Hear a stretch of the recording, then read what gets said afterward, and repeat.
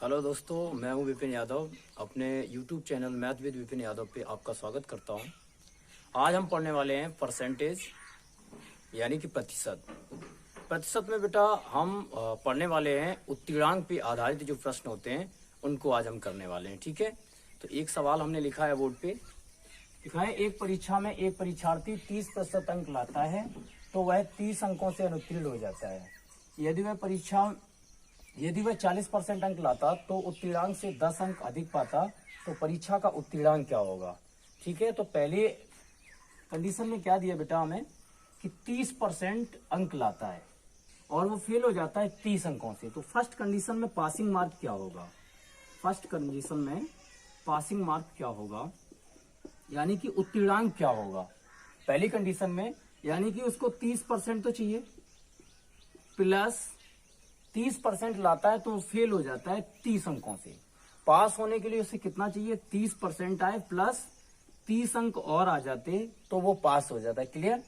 दूसरी कंडीशन में क्या दिया हमें कि यदि वह 40%, सेकंड कंडीशन में पासिंग मार्क क्या होगा कि 40% लाए।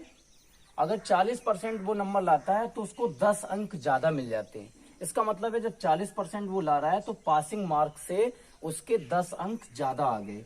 ठीक है, तो अगर मैं 10 अंक को माइनस कर दूं तो क्या ये पासिंग मार्क होगा। अब मुझे बताओ, ये भी पासिंग मार्क है बेटा, ये भी पासिंग मार्क है। अगर दोनों पासिंग मार्क है तो इनको क्या मैं इक्वल कर सकता हूं।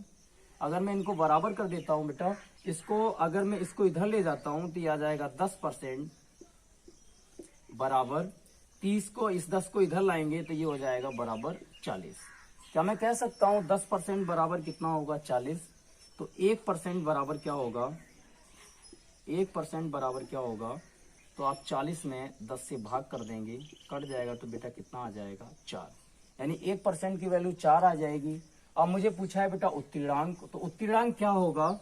उत्तीर्णांक बेटा ये भी आपका उत्तीर्णांक है, ये भी आपका उत्तीर्णांक है। ठीक है, तो कहीं भी बेटा आप निकाल लीजिए, दोनों तरीके से आप निकाल सकते हो। तो मैंने लिखा 1% की वैल्यू यदि 4 है तो 40% की वैल्यू क्या होगी, तो 40% की वैल्यू 40 गुणा में 4 और माइनस कर देंगे 10 को, तो ये कितना हो जाएगा बेटा, 4 चौके 16, 160 माइनस 10 बराबर कितना आ गया, 150। पासिंग मार्क कितना हो गया मेरा, 150। आप चाहते इधर से भी निकाल सकते थे, 30% की वैल्यू हो जाती, यहां से निकाल दे तो 120 और उसमें 30 ऐड कर देते तब भी आ जाता आपका 150।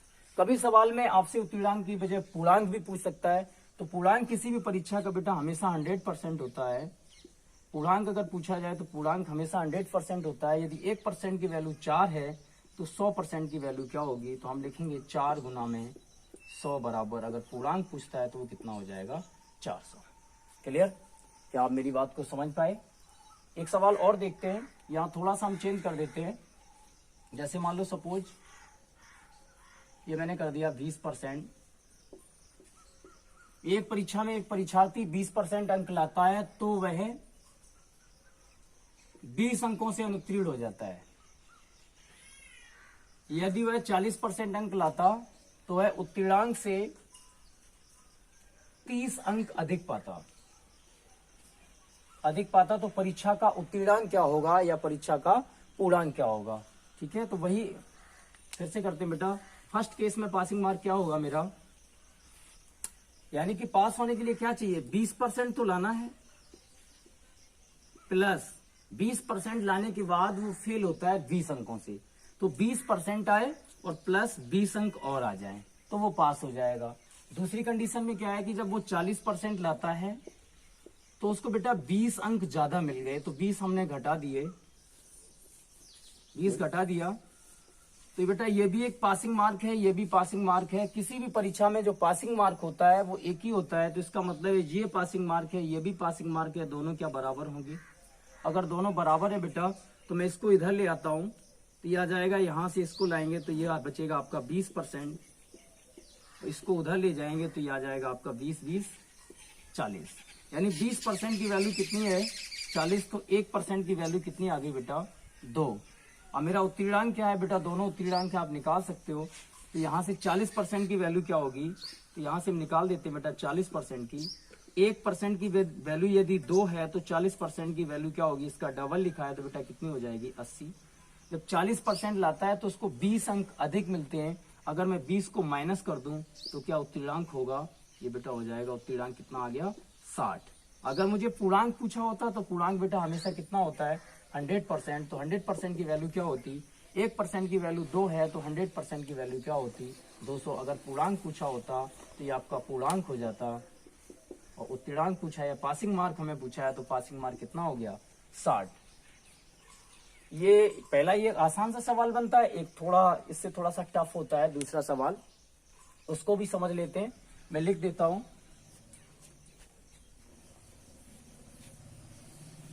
एक सवाल और है। सवाल है, एक परीक्षा में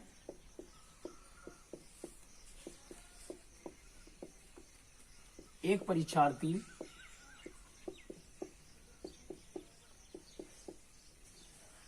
30% अंक लाता है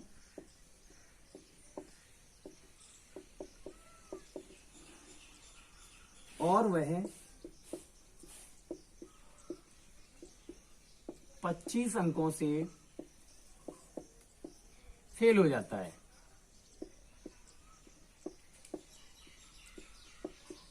25 अंकों से अनुत्तीर्ण हो जाता है। यदि वह 40% अंक लाता तो वह उत्तीर्णांक से 25% अंक अधिक पाता। तो परीक्षा का उत्तीर्णांक क्या होगा।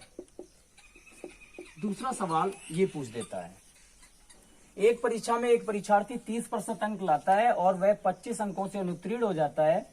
यदि वह 40% अंक लाता तो उत्तीर्णांक से 25% अंक अधिक पाता, तो परीक्षा का उत्तीर्णांक क्या होगा। ये दो सवाल बनते हैं इस टाइप से।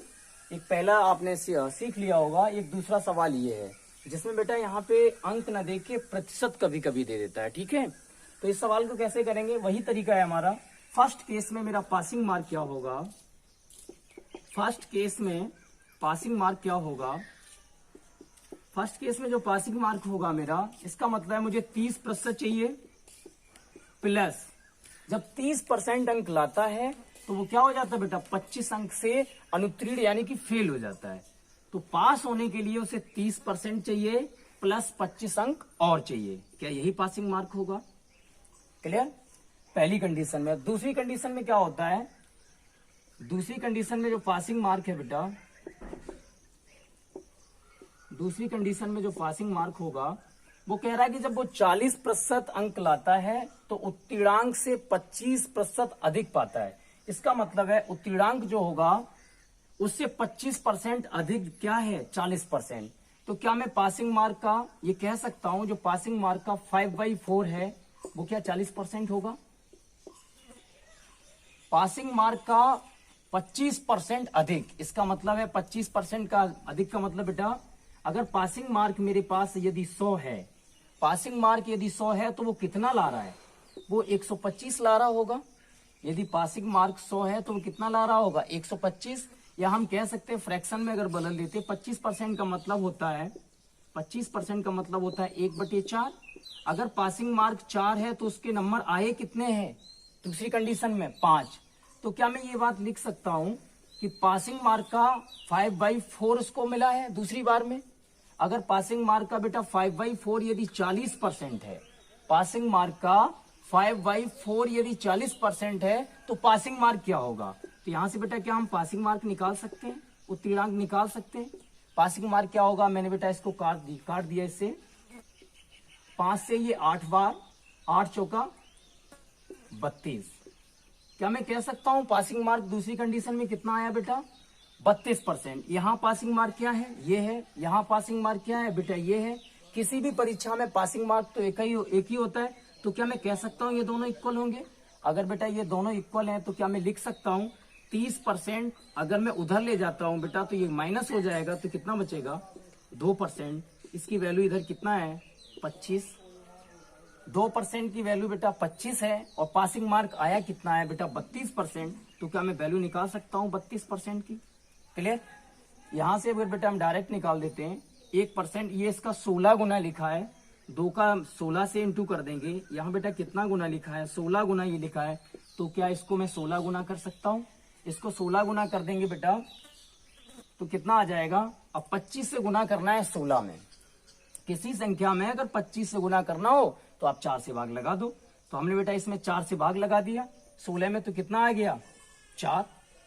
25 से गुना करना था तो 2 जीरो लगा दिए, कितना आ गया। यहां से बेटा आप गुणा कर लोगे तो आपको मिल जाएगा। इसका मतलब है कितना आ गया पासिंग मार्क मेरा 400। पासिंग मार्क कितना आ गया 32% की वैल्यू कितनी आ गई बेटा 400।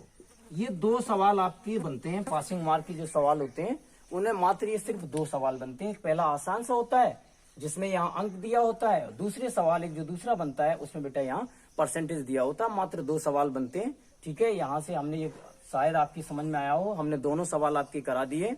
हम अपनी नेक्स्ट वीडियो में आपको चुनाव से संबंधित जो भी प्रश्न बनते हैं बहुत आसान तरीके से हम अपनी नेक्स्ट क्लास में कराएंगे, तो आपको नेक्स्ट वीडियो में वो चीजें मिल जाएंगी। धन्यवाद।